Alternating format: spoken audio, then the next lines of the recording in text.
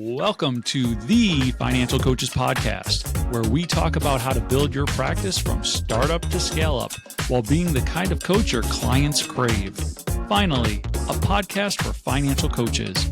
Here are your hosts, Maria Casillas and Cody Sizemore. Well, hello and welcome back to the Financial Coaches Podcast. My name is Cody Sizemore and I'm joined here by my lovely co-host, Maria Casillas. And we are going to be talking about 'tis the season. We're going to be talking about some tax returns today. Everybody loves a good tax return. Nobody likes taxes. So it's going to be kind of fun. But before we get into any of that today, I want to just say a few things. Number one, if this is your first time listening, thank you so much for checking this out. We really do appreciate you, and hopefully you get some value from it. If this is your second time listening, or your third time listening, or heck, maybe you even listen every single week, we just want to say a special thank you to you, because if you do listen every single week, you are what we call our every weekers, and you are really what keeps this show going. So we cannot stress that enough. Whether you've been listening for an extended period of time, or if it's your first time, one thing that we would really appreciate is if you could share this show with someone that you think might get some value from it. If you could leave a rating, a review, whatever you need to do, because that is how we continue to get this out to more people. So we just appreciate you there. And last but not least, if you haven't joined our Facebook group quite yet, then you definitely should, because it's free to join. You can say hi, you can ask questions, you could say, hey, why don't you talk about this on the podcast? And we probably will. So a good place to join into that group would be if you type into your Facebook search bar and you say, the Financial Coaches Community by New Money Habits, you'll find us. Our faces will be on there. You can say, hi, Maria, hi, Cody, and we'll say, hi, right back to you. So with all that being said, hi, Maria. Hi, Cody. How are you? I'm doing fantastic. Thank you. Awesome. So tax return season is here, It is. right? And, it's always funny because, we talk about tax returns and there's some people who are like, what tax returns? I owe. And it's like, well, I get it. Like, not everybody gets a tax return. But there's a lot of people who do. And those who do, we wanted to have a conversation around, how we as coaches can help support our clients in the best way during this season, right? Yeah.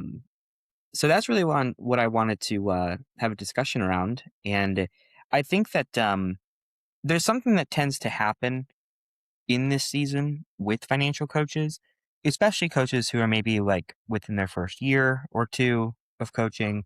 I know that, and I can say that because I definitely was this person, but I think that there's a better way of navigating through this with our clients. So if that's okay with you, Maria, I think that we just jump straight into it. What do you think? Let's do it. Okay. So before I give away and spill the beans, what do you think I'm alluding to? Well, I have a feeling I know what you're alluding to, but I'm gonna offer another piece as well, because I think that there could be two different things. One, well, first I'll just say, I think you're probably alluding to what do people do with the tax return that they receive, and how is it determined what they're going to spend that on or save it for, et cetera. Mhm. But the other thing that I think oftentimes happens, especially with not necessarily newer coaches, but for sure in some of these groups that coaches are part of, is Mhm. that initial and immediate reply of, you shouldn't be getting a tax return. Go and change your W-2. Make sure that you're not giving the government a interest-free loan, et cetera, et cetera. Yep. And I understand all of the reasoning behind that. Believe me when I say that I do. In fact, I believe that piece of it strongly enough that we've kind of made it so that we don't typically expect a tax return at the end of the year. But I will just say that as more and more life has happened to us and through us, we're seeing different scenarios, Cody, where there's nothing we can control about it unless we know every nuance that's going to happen. So one quick example is, we have two students in college, and one of them there was one semester where they both were in college. So there was a time where just the oldest one was, and then the second one came in. And there's this thing called the American Opportunity Credit, which I've known about now for a few years. And technically, that could go directly to the student. It can go to the parent if the parent is the one who makes these payments. Long story short, you pay the tuition and then you get a credit refund back to you for that thing.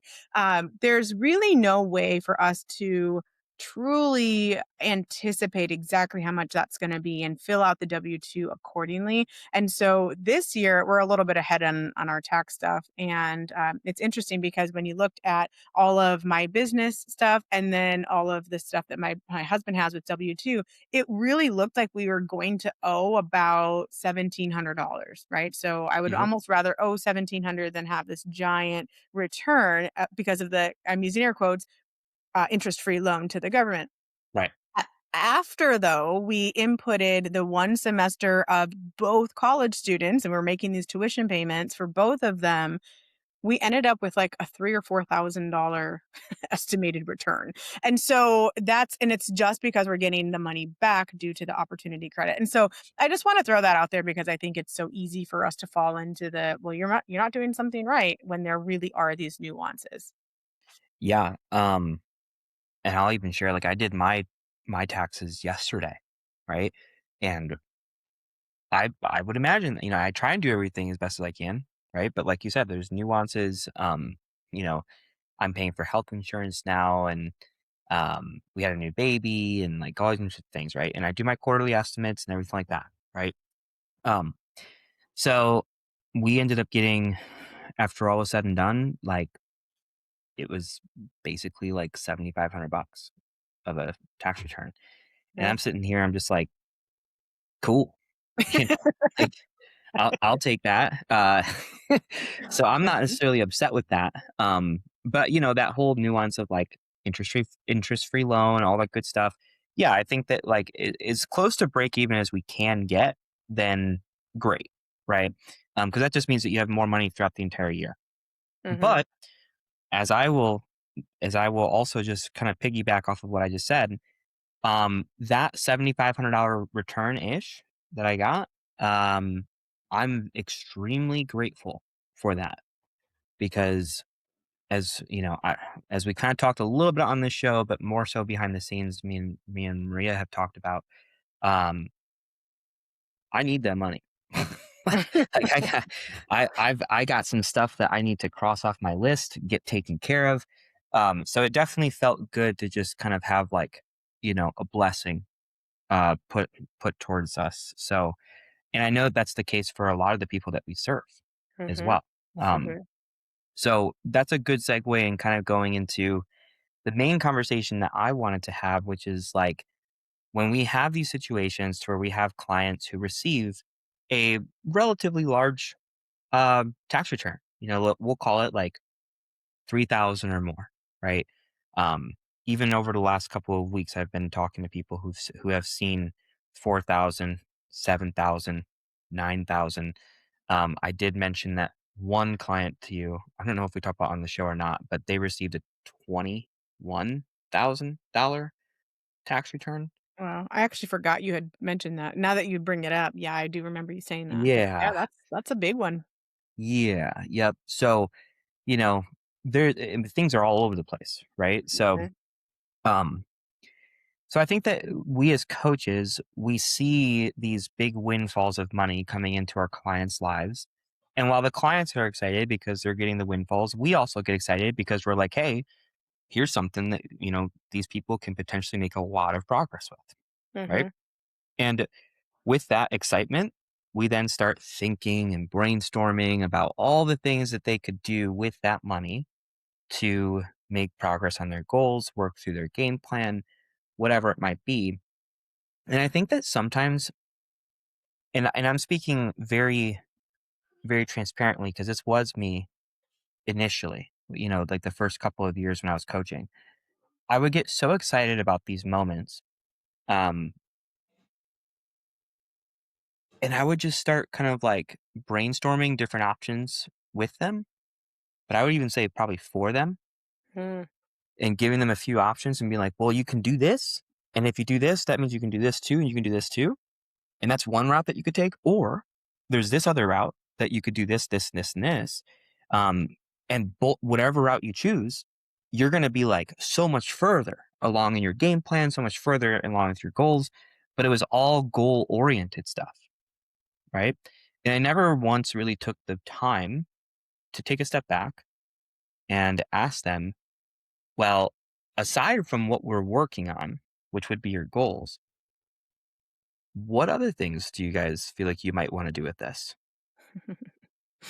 One thing I really appreciate about what you just said, Cody, is that you admitted that you hadn't even asked them. So you were like making all these plans for them.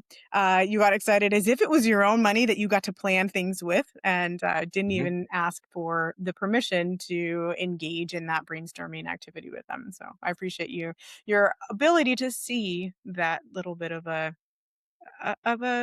blind side. Well, and even more transparency, I did it yesterday with my own money. Didn't talk to your wife about it, did you?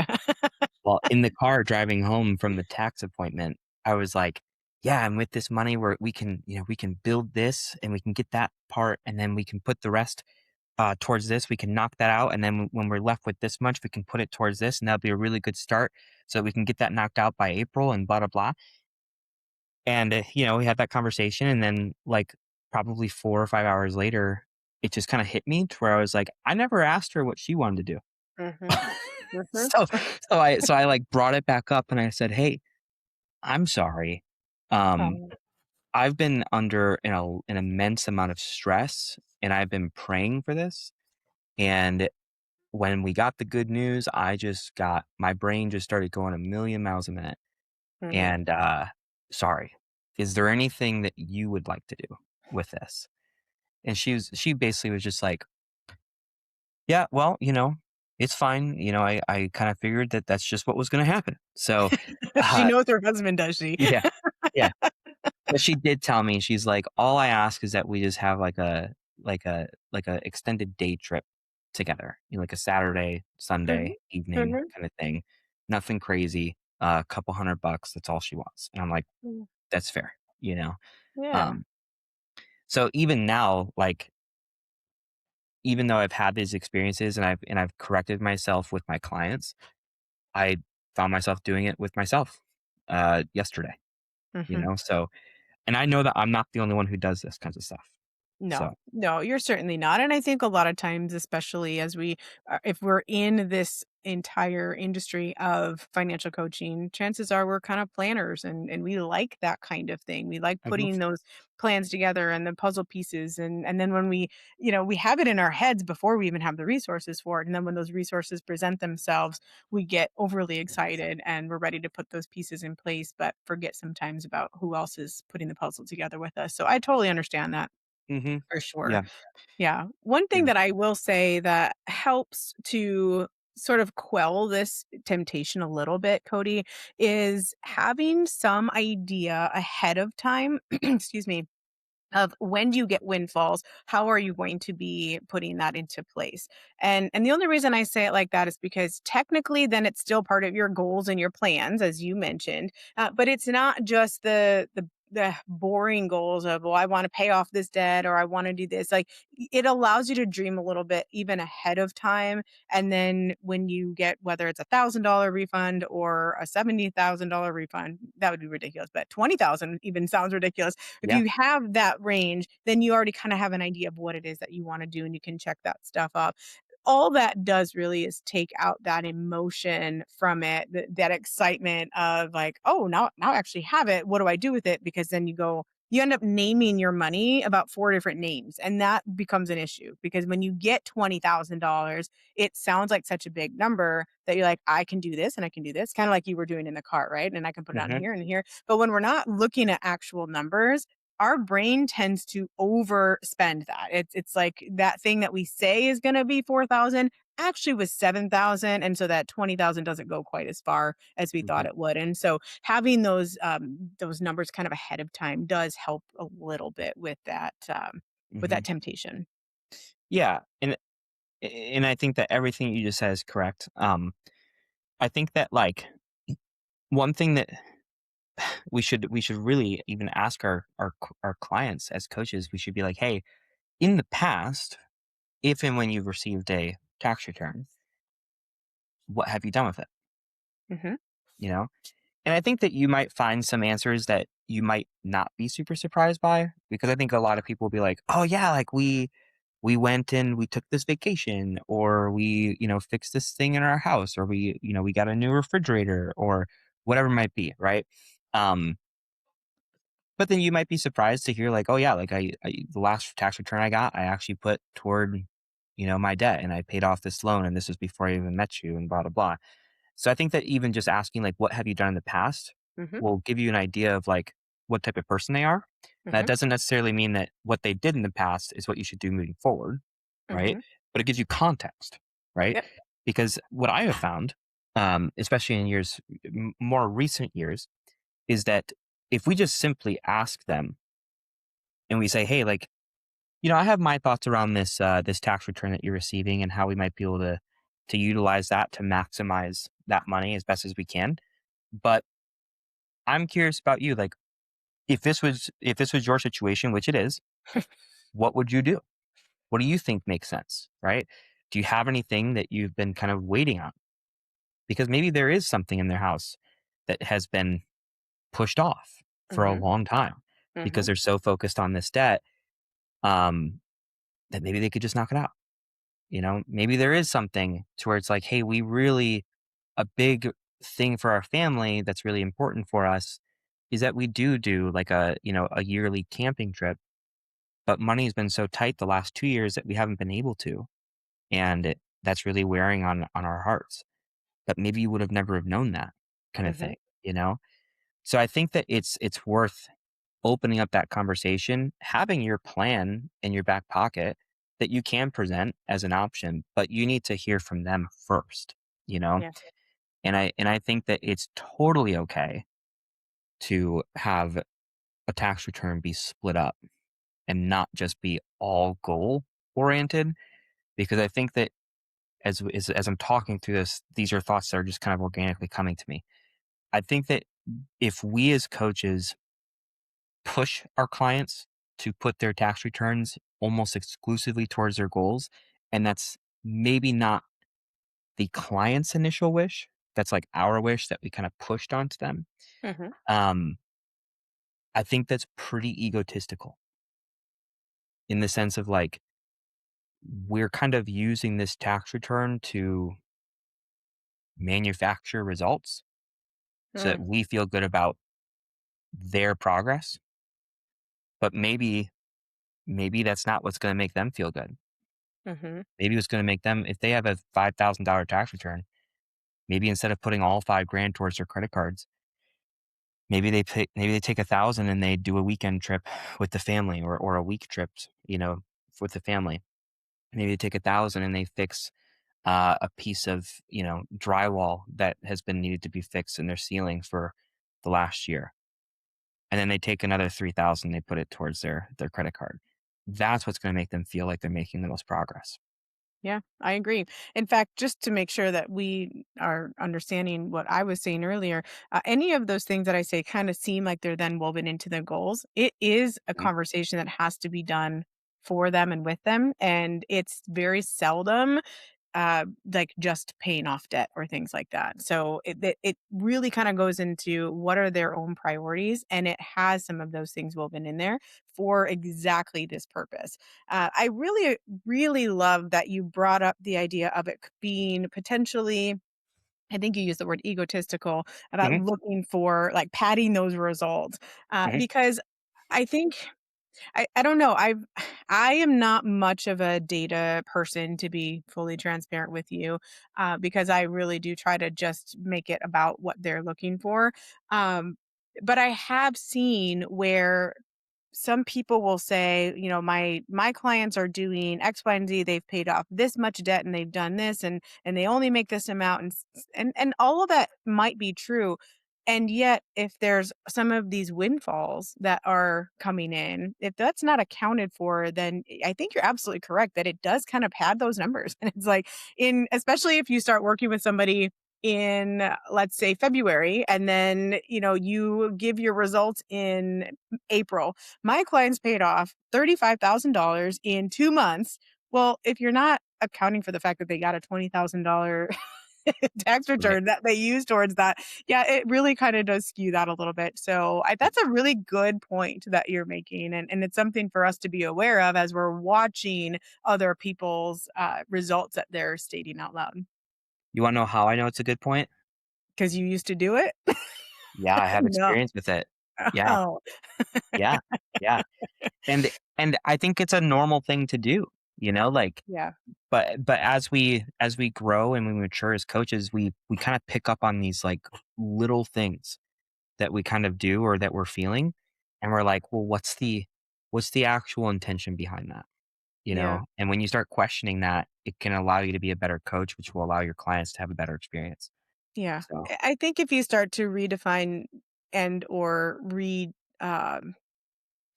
yeah, redefine is probably a good word. Redefine the way that you measure success. What does that mean? What does success mean? And what does it mean to measure that? As you start to mature as a coach, that measurement starts to, mature as well. And then it might not be something that's as sexy when you put out for other people, but it definitely is something that is more, um, it's more attractive to your client because it's something that actually talks to them. hmm hmm Yeah. absolutely.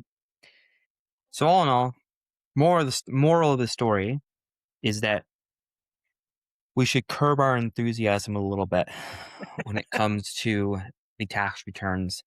Take a breath, take a step back, It's not your money. and and make sure that whatever plan that you guys come up with, whether it be all in on the goals, whether it be a balanced approach, whether it be a more weighted approach, that it's something that your clients feel that it's their decision and that they feel very good and very confident about executing as well. Um, do that this year. Your clients will be very grateful for you, and it might just lead to some referrals down the line. Who knows? So, Yeah, love it. yep, Thanks for bringing it up. not a problem. Alrighty, guys. Well, thanks for listening to another episode of the Financial Coaches Podcast.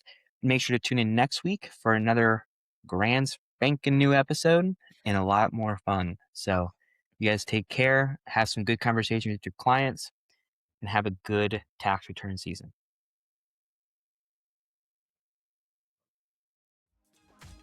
Thank you for listening to the Financial Coaches Podcast, brought to you by New Money Habits and Sizemore Financial Coaching. Submit your questions to our hosts by emailing podcast@newmoneyhabits.com. Be sure to subscribe to be notified of future episodes and join our growing group of like-minded coaches on Facebook. And until next time, happy coaching.